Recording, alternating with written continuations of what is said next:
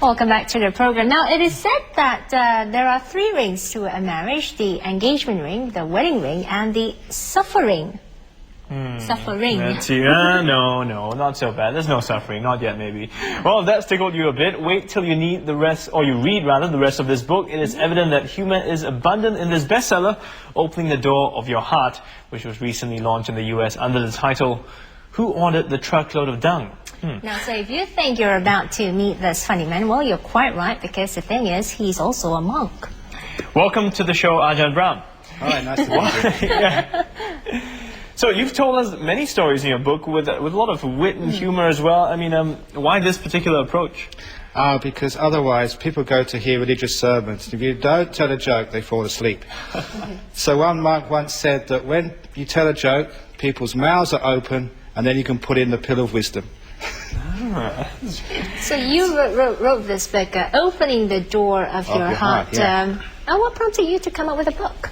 What actually happened was that one of my disciples, an Australian girl, was going through a terrible divorce, and these stories actually helped her. She said that they helped save her life.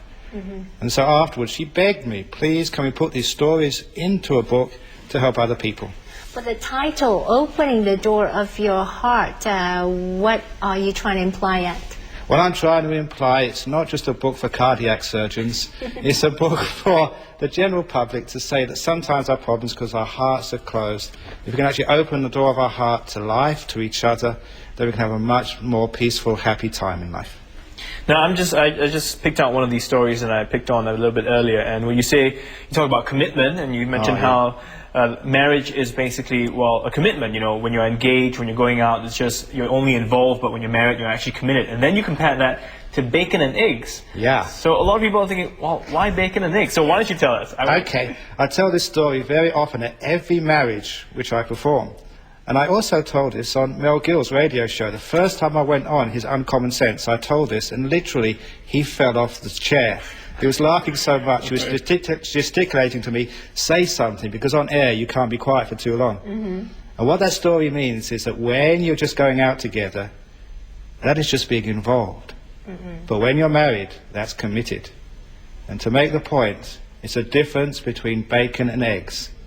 With bacon and eggs, the chicken is involved, but the pig is committed. He gives his whole life to the bacon. Well, the chicken only gives 1 egg. So it's got a few other eggs afterwards. So I tell people, if you are going to get married, give it everything you've got. Not 99%, but 100%.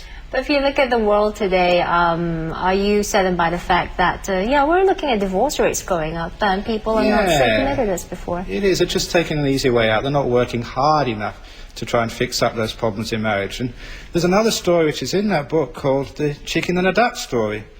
And again, that has saved many marriages. On the 2nd of November, I'm going to be giving a talk in Bangkok, and it's organised by some people in the Australian Embassy in Thailand. And they're organising that talk because they called me to say that my book has saved at least 4 marriages within the embassy. And they said they want those stories to save more marriages. Right. Do you know what it's like when people get divorced? It's not just the man and the wife, the husband and the wife who get into trouble, the children, the in-laws, even your job sometimes suffers because you can't really concentrate properly. So saving a marriage is a wonderful thing to do. The chicken and duck story goes like this, because in a marriage people argue about the stupidest of things. So in this story, there was a young married couple who one evening were going for a lovely walk. While they were going for a walk in the forest, they heard a sound. Quack, quack, quack, quack. And straight away the girl said, oh, that's a chicken. The husband said, what do you mean it's a chicken? That's a duck.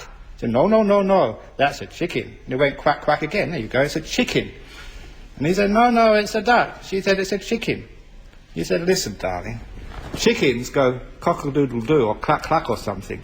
I can't really do chickens, I'm sorry. But ducks go quack-quack. That's right. And he said, that's a duck. He said, no, it's a chicken. He said, it's a duck. D-U-C-K, duck. And she said, it's a chicken. And she started to cry.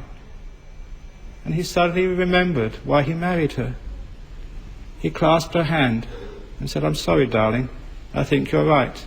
It is a chicken. And it went quack, quack again. What a wonderful story that is. It is. Pretty touching. But Touching. And I always change the genders every time I tell the story. One day it's a man who says a chicken. The other day it's a woman. Otherwise I get in big trouble. Well, the underlying message is the same, no doubt, throughout. We're talking also about happiness. I think that is a very crucial part of life as well. You were saying how your parents would tell you, do this, and do that, and I assure you, you will be happy, but you never found it. And as a child, when you were going through that, what was it like? Yeah, what's actually happening is many people in life, they look for happiness in the future. You know, when you finish a job, when you have your weekend off, you know, when your kids grow up. Too many people are looking for happiness in the future rather than putting happiness into what they're doing now. So now you're working very hard, all the producers in the studio are working very hard. So many people are working very hard to try and get the job out of the way, and then they'll be happy. Do you think they're putting too many conditions on defining what happiness is? Yeah, indeed. Because actually happiness is what you put into the moment. That's right. So you can enjoy whatever you're doing. I also tell the story, it's sort of in the book. It's about a person who, you know, on the way to work, they stepped in the dog poo. And they got it all over their shoes. And what do? They get very upset. But a wise person realizes that dog poo is fertilizer for their mango tree. So they don't throw it away. They bring it home and they dig it under their mangoes. But what they always remember is when they taste those mangoes, and they're so sweet, they're tasting the dog poo.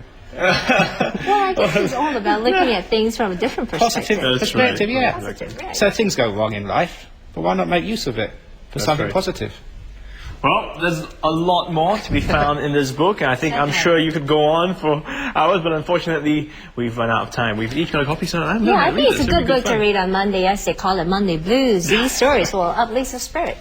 Well, That's right. Thanks Glad for to be coming in. here. I was just going to say, we enjoy our job, so I think that's half of that one. We're kind of coming on, it's kind of fun. So. Of course, Ajahn Brahm, the author of Opening the Door of Your Heart. And he's also the abbot of a forest monastery in Perth, Australia. All right, we've come to the end of Primetime Morning for this Monday. Hope you enjoyed the program as much as we did. That's right. Do join us again tomorrow. We'll be right back with We'll be back tomorrow, not right back, but we'll be back tomorrow with a whole lot more, so we'll see you then. Bye-bye. Have a good day. Bye.